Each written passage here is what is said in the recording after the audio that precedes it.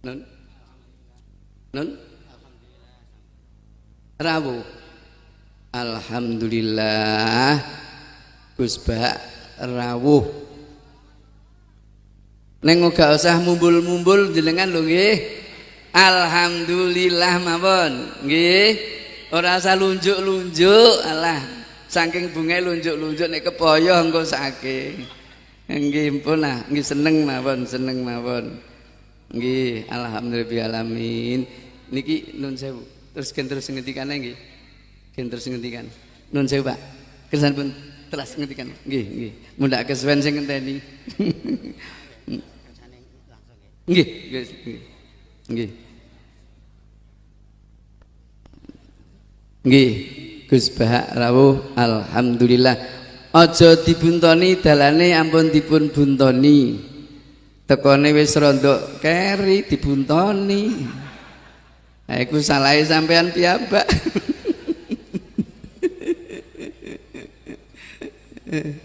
Alhamdulillah, alhamdulillah.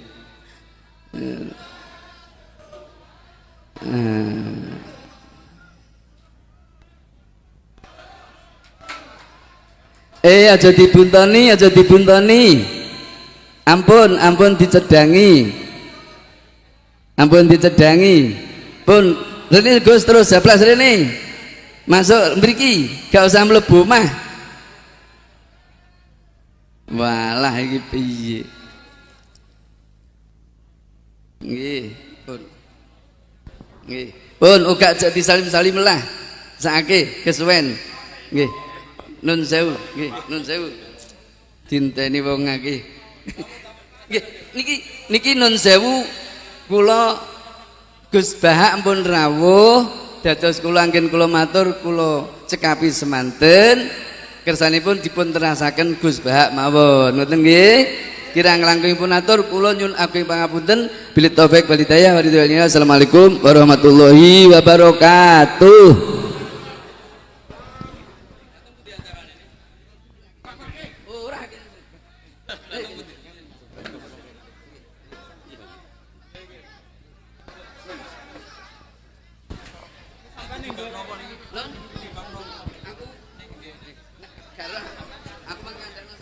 Dimohon dengan segala kerendahan hati mampu mengendalikan diri untuk menjadikan kondisi nyaman.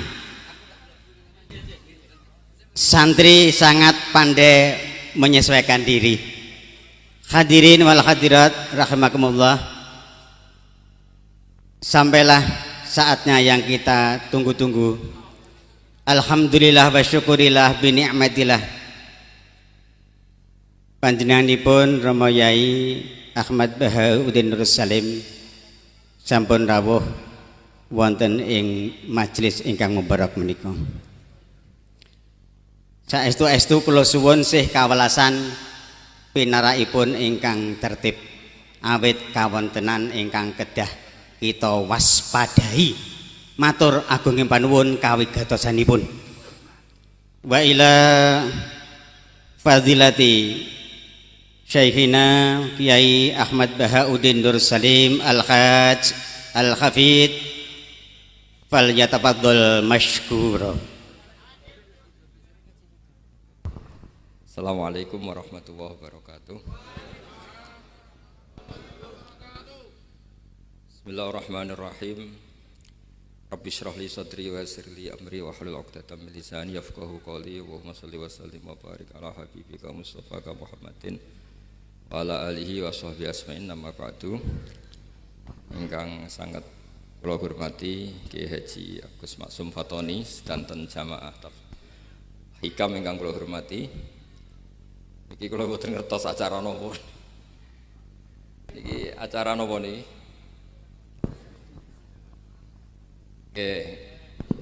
Nggih ngaos niki kula insyaallah ngaos 20 menit. Terus mboten niki dirungokno tenan niki. Terus kula cerita kitab hikam niku dikarang oleh masyhure disebut Ibnu Athaillah As-Sakandari. Niku muridipun Abdul Abbas Al-Mursi. Ya muridipun sinten Abul Abbas Al-Mursi.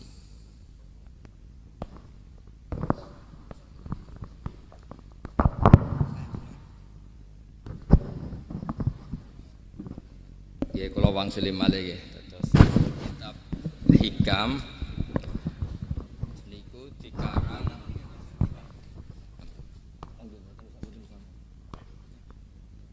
kitab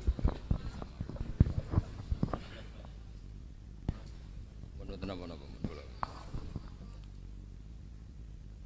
Terus kula wangsuli malih nggih terus kitab Hikam niku dikarang oleh Ibnu Athaillah napa As-Sakandari. Terus beliau adalah murid dari Abul Abbas Al-Mursi. Abul Abbas ini murid saking Abil Hasan Asy'ari.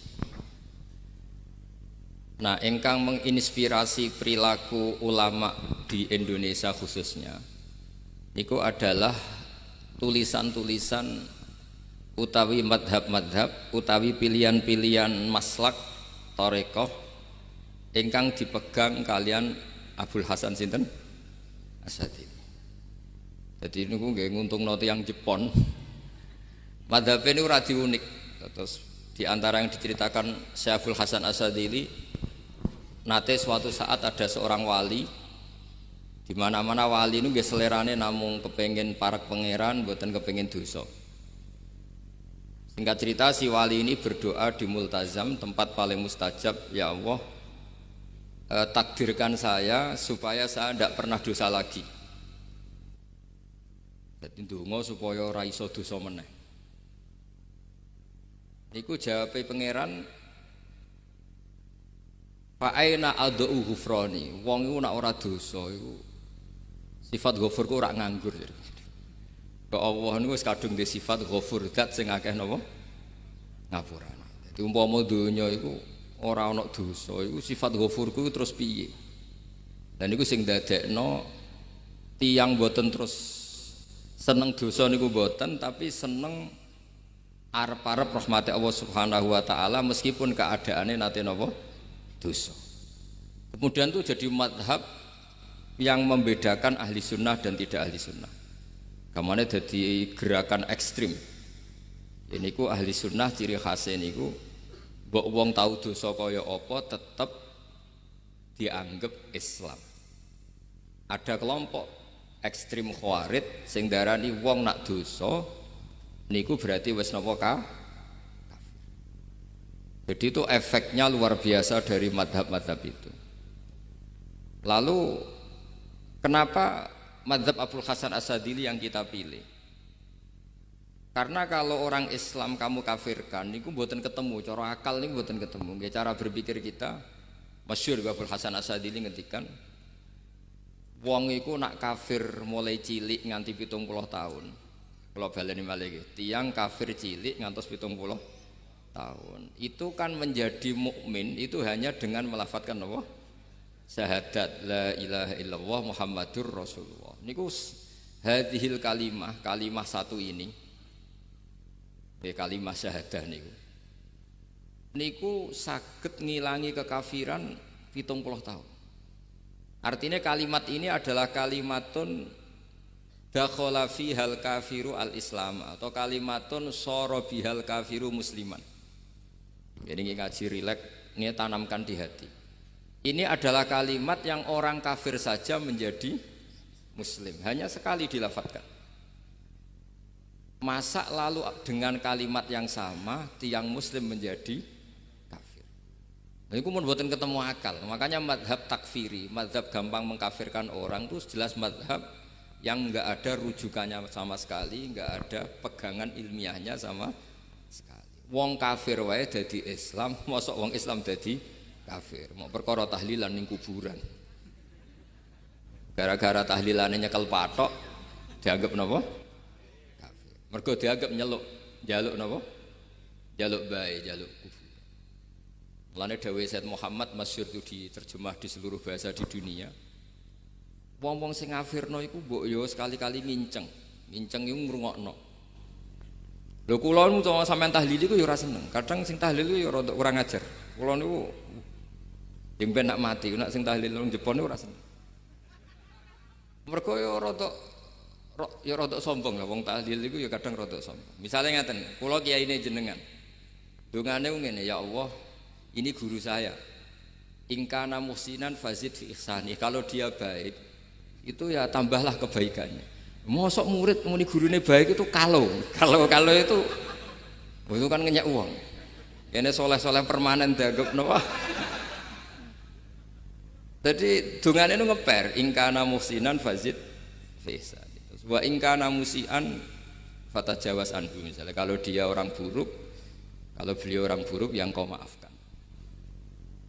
Maka orang-orang di luar sana yang mengatakan andekan tahlil itu baik pasti dilakukan sahabat, itu logika yang keliru. Sahabat gak mungkin kan nahlili Kanjeng Nabi ngendikan ingkana musinan, sido kafir ngoten iki mboten. Lah wong Kanjeng Nabi kok apike di ngendikano ingkana, ini kok kafir. Wong Nabi kok ingkana andai. Saiki pertanyaannya gini. Kita sebagai kiai, sebagai guru, ku murid nak tahlil ya rada kurang ajar sithik. Wong gurune kok diomongno ingkana musinan ambek ingkana musia. Nah pertanyaannya gini, lepas dari kowe rada kurang ajar lah. Dalam tahlil itu rada kurang ajar karena nyebut guru ora qad kana musinan tapi ingkana musinan. Mestinya kalau sampean sebagai murid kan muni apa? Qad kana musinan. Guru saya benar-benar orang baik, bukan ingkana andekan orang baik. Tapi ada satu kepastian bahwa ini tidak minta sama mayit. Jadi tujuan kalau kita minta mayit itu salah sama sekali. Wong kita datang ke kuburan malah memintakan ampunan untuk mayit. Kok iso darani njaluk iku piye? Ya mergo mau didelok kok adoh, ketoke ngatong ya berarti njaluk. Lah ya wong fatwa kok mau berdasar inceng-incengan kok adoh niku. Iku ora jelas ya fatwa ngene. Paham gitu. Terus jenengan kudu yakin, enul yakin bahwa mazhab kita itu yang benar bahwa tahlilan di kuburan tidak kafir karena tidak minta ke mayit malah memintakan untuk mayit atau memintakan ampunan untuk mayit. Cuma redaksi sing rondok-rondok ngoten niku dikurangi lah. Nah kangge guru niku nggih dikurangi lah, dikurangi. Ya Allah, jenengan Maha Pengampun, kula suwun guru kula jenengan ampuni. Jadi ampun ngangge donga sing teng salat mayit. Nah salat mayit itu kan memang ada sanatnya, memang semua bentuknya seperti itu. Tapi nek ning kuburan kula mboten nate donga teng Mbah Mun ngoten. Ya Allah, ini guru saya, Engkau anugerahkan beberapa ilmu, beberapa amal yang manfaat untuk orang banyak. Kula suwun jenengan tampi. Jenengan zat sing Maha Pengampun. Nggih. Jenengan ampuni. Tapi mboten ngangge ingkana-ingkana ini. Angen-angen muga aku dadi kiai ini tersinggung. Murid orang ajar. Mosok darani gurune apik iku andekan. Ya tapi berhubung ra paham ya alhamdulillah ya do. Tahlil Wali Songo ya buanter-banter nganggo mik. Lah sing kene pahammu ya rada risi. Piye? Wali Songo darani ingkana iku piye wae. Dadi niku mareni iki. Mulane kula suwun nak tahlil nyewa kiai sing alim lah ben rodok bener, ben rodok bener. Tapi ampun nyewa kula mboten purun. Kula nu gadah pondok dadi mboten saya masyhur susah diundang orang kecuali yang ada hubungan guru, hubungan sarang. Karena beliau lama sekali ngajar di MGS. Beliau Gus Maksum itu lama ngajar di MGS. Jadi saya itu hanya datang di orang-orang yang pernah khidmah di sarang, terus yang pernah keluarga sepuh. Saya datang ke Jakarta ke Pak Quraisy Shihab itu ya karena Pak Quraisy itu lama sekali bikin diskusi tafsir. Akhirnya saya termasuk pengajar di pondok beliau. Jadi faktornya ya hanya karena itu. Bukan yang lain.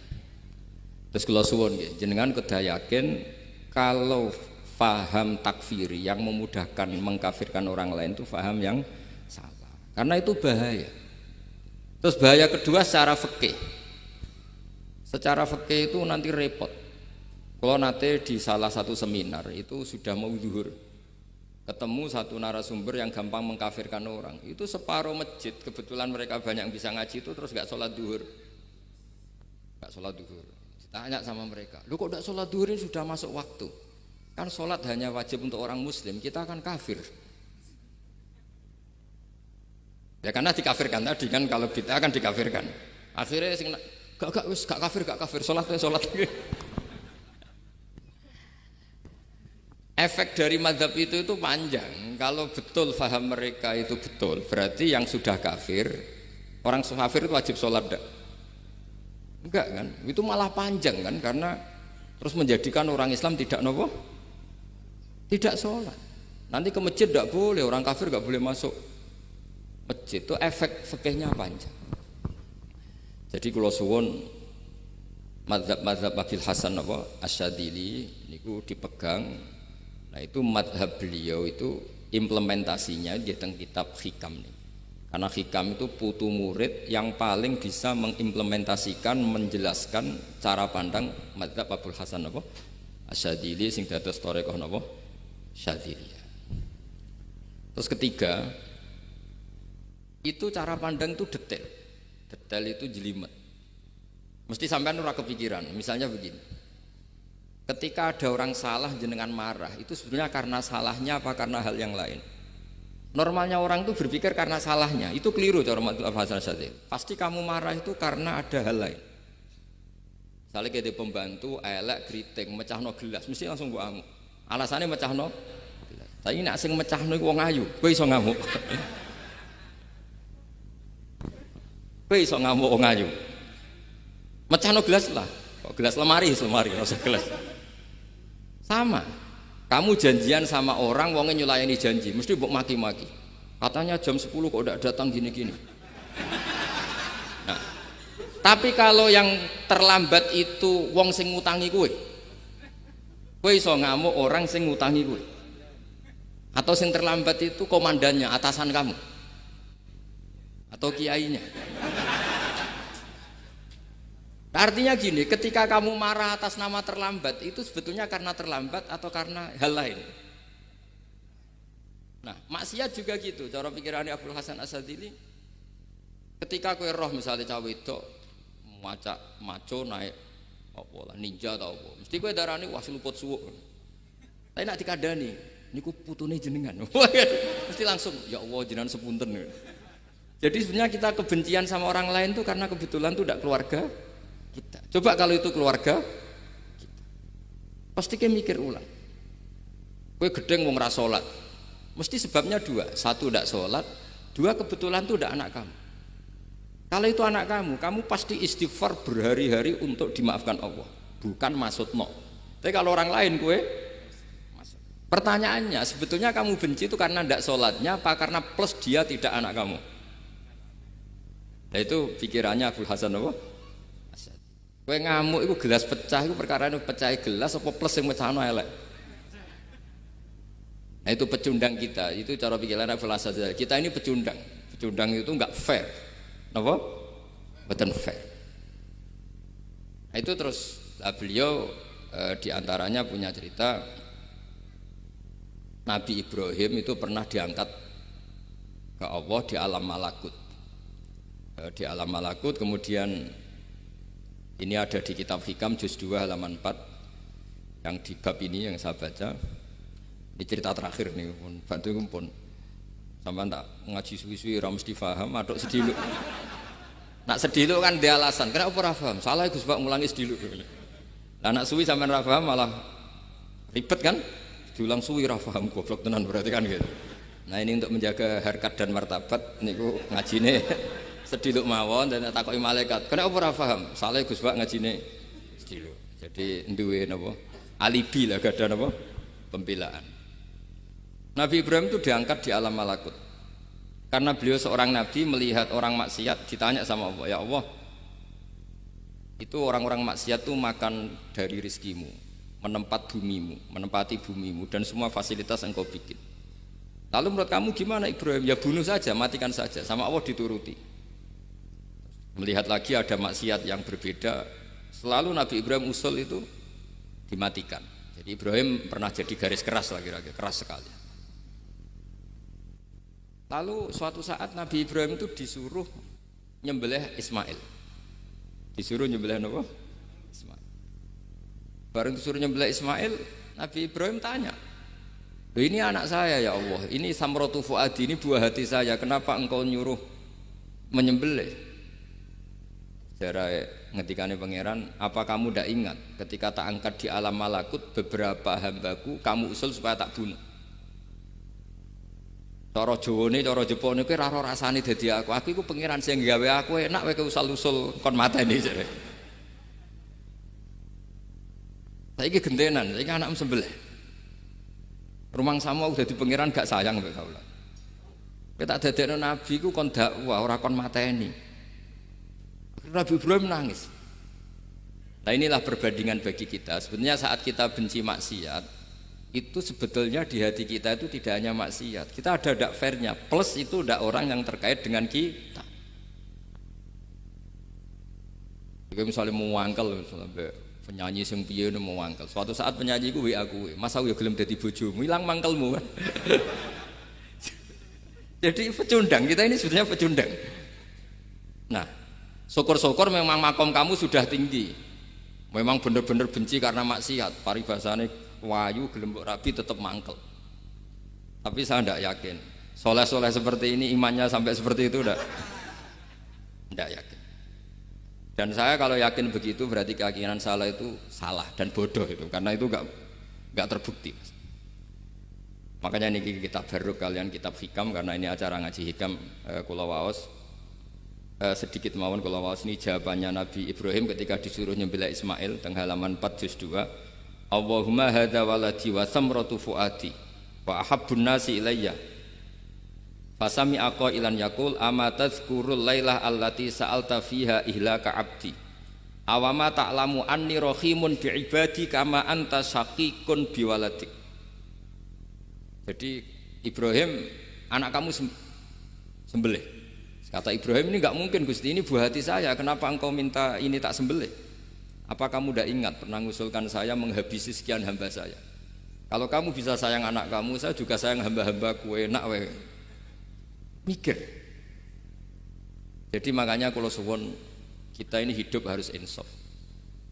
Nak kira dia duit, iku yo mangkel tenan loro tenan. Terus bojomu mbok kon sabar pas kowe ora ngekeki duit, iku yo ora fair.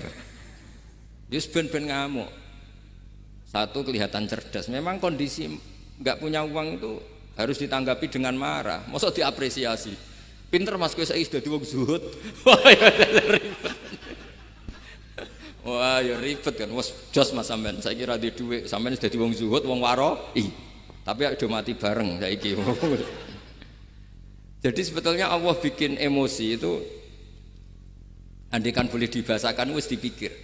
Walau la dafwahin nasa fa'dhum bi ba'd la fasadatil ard. Jadi bumi ini sebaiknya itu diisi dengan sekian perbedaan. Tapi tidak konflik, perbedaan dengan konflik itu beda. Saya ulang lagi, bumi ini sebaiknya diisi dari sekian apa? Perbedaan, karena justru itu bagus.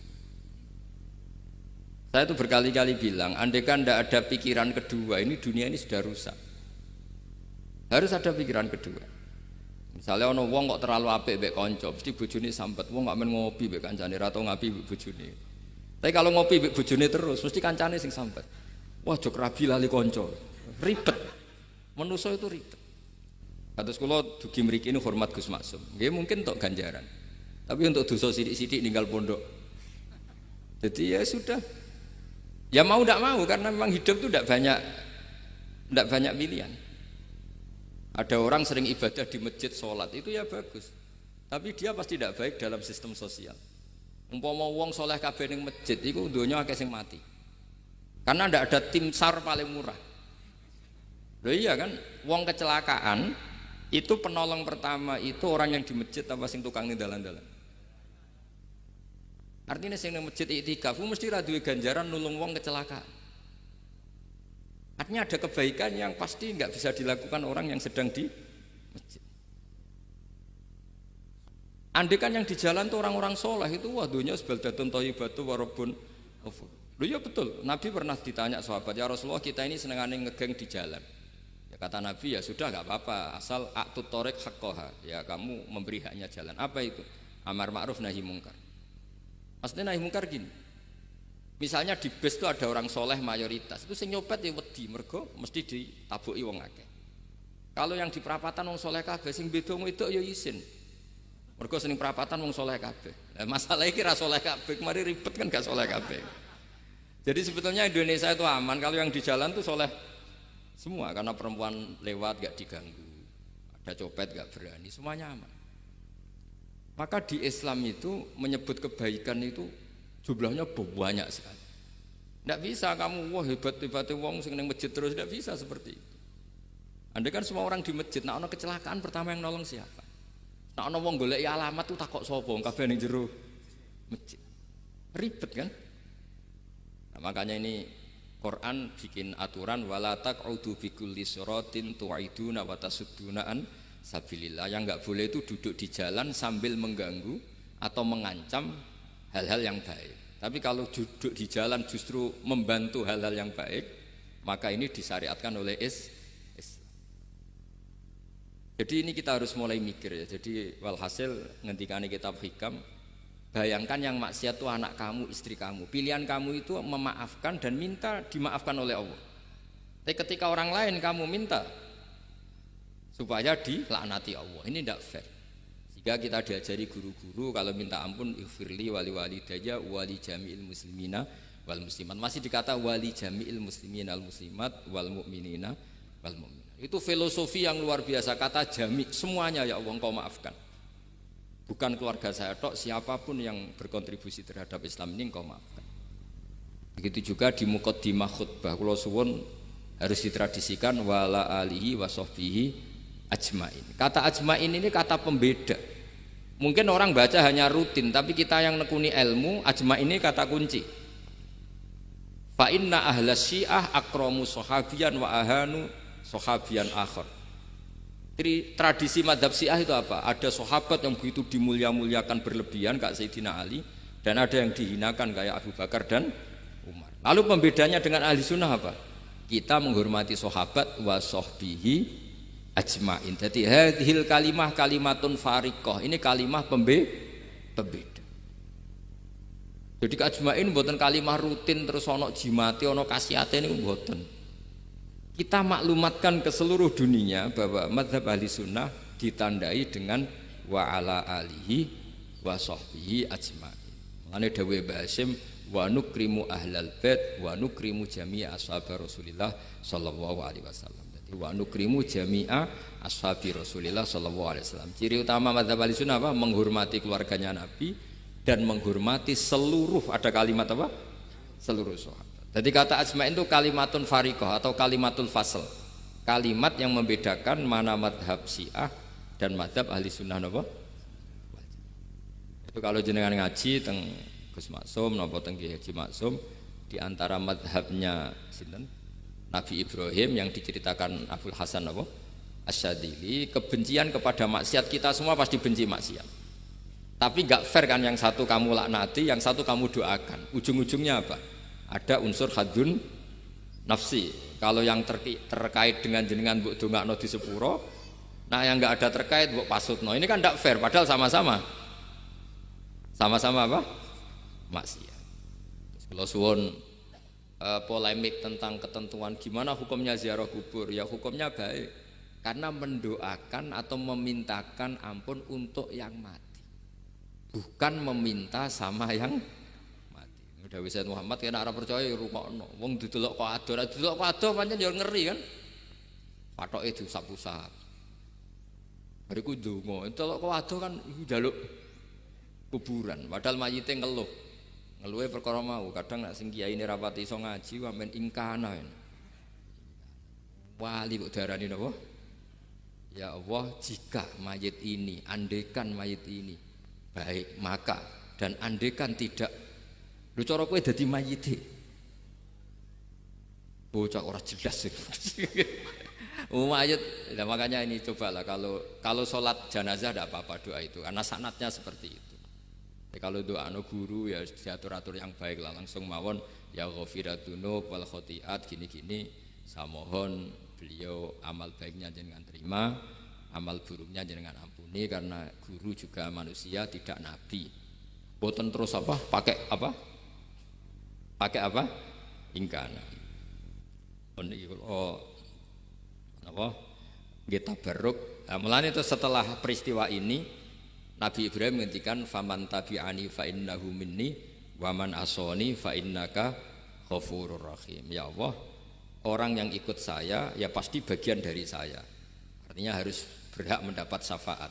Tapi orang yang sedang tidak taat sama saya, kula suwun beri hak untuk tobat. Jadi ghafur itu artinya ya kasih waktu lah Gusti untuk tobat. Sehingga umat ini enggak berhenti berharap supaya yang sedang maksiat pun kita selalu berharap suatu saat pasti tobat. Kita berharap la'allahum yarji'un, la'allahum yantahun. Quran sendiri menghadapi orang-orang maksiat masih selalu diberi harapan la'allahum yarji'un, la'allahum yantahun. Ya tentu dengan sekian mauidhah, sekian hikmah, sekian amar ma'ruf nahi mungkar. Yang jelas kita sebagai ahlul ilmi ini tidak punya sanad model keras. Karena semuanya ini proses. Sama nggak bisa niru Nabi itu kan dulu perang Gus. Loh Nabi perang dulu itu enak. Enaknya itu Nabi mesti bener, musuhnya mesti salah. Iku Abu Jahal CS. Saiki kowe perang kowe ora mesti bener. Musuh ora mesti salah. Terus kabeh tegas piye oleh tegas wong padha ora jelas. Riyen tegas kan gampang, Nabi mesti bener. Musuhnya mesti salah. Kan penak. Anak sampean, wah sampean masih macake santri ini. Cara tukaran mbek tanggamu ora mesti tak bela. Ya mergo ora mesti bener. Wong bapak anak cerita kula, ana imam masjid sepuh, istiqomah geger mbek pengurus takmir. Yo kadang bener sing canom-nom. Kok imam masjid sing sepuh iku ndekne paling sepuh kudu dadi imam terus jare bapak. Iku istiqomah apa mau digenteni wong liya. Itu banyak alumni sarang, alumni Pelosok Lirboyo nganggur gara-gara sing tua itu mau digenteni. Nah, tapi misalnya kok sing nom ambisi ya salah, wong ono sing sepuh kok sing nom ambisi hidup itu udah banyak pilihan. Artinya gini loh, di wilayah istihad, di wilayah mikir itu potensi salah itu ada. Ya wow, kena abot keluargamu mesti sering ninggal bojo. Nah abot bojo mesti mengabaikan ibu kamu, saudara kamu. Nah ngono sing imbang Gus. Rai-rai pas-pasan wangel imbang. Ndak segampang itu ngelola keseimbangan itu ndak gampang. Karena hidup itu wakana bena dzalika qawama itu ngukurnya ndak gampang. Misalnya sampean sholat soft awal terus. Ini ada ulama yang kritik meskipun sholat awal paling apik. Kowe iku sapa kok ngarep terus koyok paling bener. Jebule kok ngarep jebule salah. Lah yo kan kuatah. Orang maksa sholat awal terus nang Mekah, jebule salah. Jadi ono juga wali yang kalau sholat tuh nggak guri, ditakoki, kenapa kowe sering nggak guri? Aku iku isin. Madhep pangeran kok hebat wae kok ngarep. Banyak juga cara pandang ini karena wilayah istihad. Napa wilayah napa? Wilayah istihad itu kayak iya kayak enggak. Makanya dalam masa misalnya gini contoh paling gampang. Kalau ada boto gaweane wong Rembang cek wong Blora, itu kan sering kena teletong dan teletong itu jadi materinya. Ono sapi ngising ning kono dibaro terus diolah jadi boto. Terus kemudian boto ini jadi masjid. Itu najis apa enggak? Najis kan karena disuci enggak bisa materinya najis. Itu hanya boleh di mazhab Abu Hanifah. Mazhab Abu Hanifah itu mengatakan alatut tadhir itu 3, air, turab, debu dan anar, api. Alasannya mazhab Abu Hanifah, orang mukmin yang dosanya banyak itu disucikan dengan api neraka. Berarti api itu min alatit tadhir. Sebab itu boto yang sudah dibakar itu otomatis suci. Tapi saya berkali-kali fatwa, tidak boleh dikiaskan kalau kamu tidak ada air terus nyolder air, tidak boleh. Nanti ada orang mandi junub pakai api. Mau ora karu-karuan. Ya sudah, contoh itu hanya nggo boto mawon, aja mbok praktekno nak wudu ora ono banyu berarti oleh nganggo solder ya ndak. Tapi itu kan ilmu. Ilmu itu ya seperti itu akhirnya beberapa materi yang dari najis asal sudah mengalami pembakaran itu cara mazhab Abu Hanifah dianggap suci kayak boto, kayak keramik atau peso. Dulu beberapa materinya peso ya kadang ada materi yang najis. Tapi ini sudah mengalami pembakaran, maka dihukumi suci. Mungkin kalau contohnya aja go wudu lah. Semuanya pesan gua aja digo wudu, aja digo mandi junub. Misalnya iwak itu kalau besar cara Syekh Nawawi Banten itu tae dianggap najis karena bentuknya besar. Intikal madzhab Abu Hanifah mun digoreng mun kena api, mun dibakar mun kena api. Jadi berarti pun apa? Suci. Nah itu jenenge madzhab. Jadi madzhab itu orang itu berpikir kemudian kayak iya kayak enggak. Makanya terus ada apa ijtihad. Nah, makanya dalam ranah ijtihad itu orang enggak boleh saling menyalahkan, ya sudah itu sama-sama mungkin. Makanya kalau dalam ilmu usul fikih disebutkan ra'yuna shawabun yahtamilul khata' wa ra'yuka khata'un yahtamilus shawab. Pendapat saya itu benar tapi ya mungkin salah, pendapat Anda salah tapi juga mungkin benar. Ini yang menjadikan ahli sunnah wal jamaah itu fleksibel. Fleksibel itu rileks. Karena di luar masalah usuluddin, masalah tauhid, itu ya mesti begitu. Sampean sering silaturahim ning kanca-kanca ning dulur-dulur. Apik. Tapi takokno bojomu, wong kok amen lunga. Karena terus kadang silaturahim nak keseringan yo keliru. Silaturahim jam 09.00 wae wong kerja.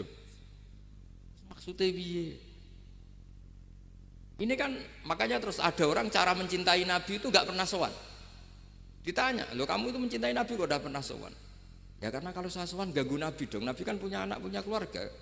Kalau nemuin saya kan artinya enggak ngurusi anak istrinya. Dan itu menurut saya benar, saya termasuk kiai yang jenis itu.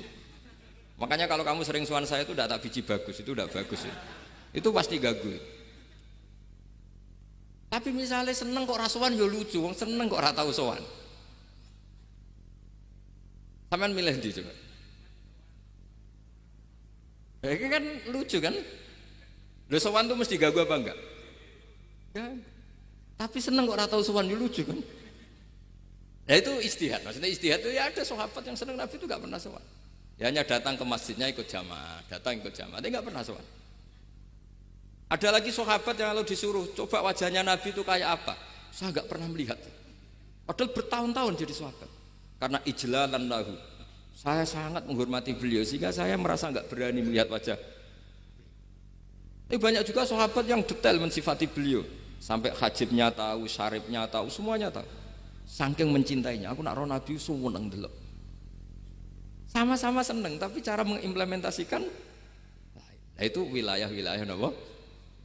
Jadi kalau suwun terbiasalah dengan beda pendapat, dengan biasa mawon. Dan itu kita dilatih. Makanya wonten makalah masyhur ikhtilaful a'immah napa? Rahmah. Atau sebagian disebut ikhtilafu ummati rahmah. Umatku yang berbeda-beda. Beda itu bukan konflik loh ya.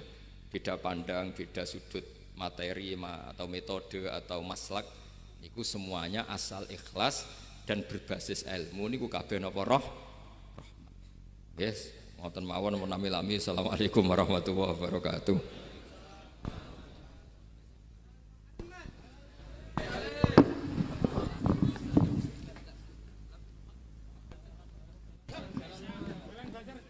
Salam. Salam.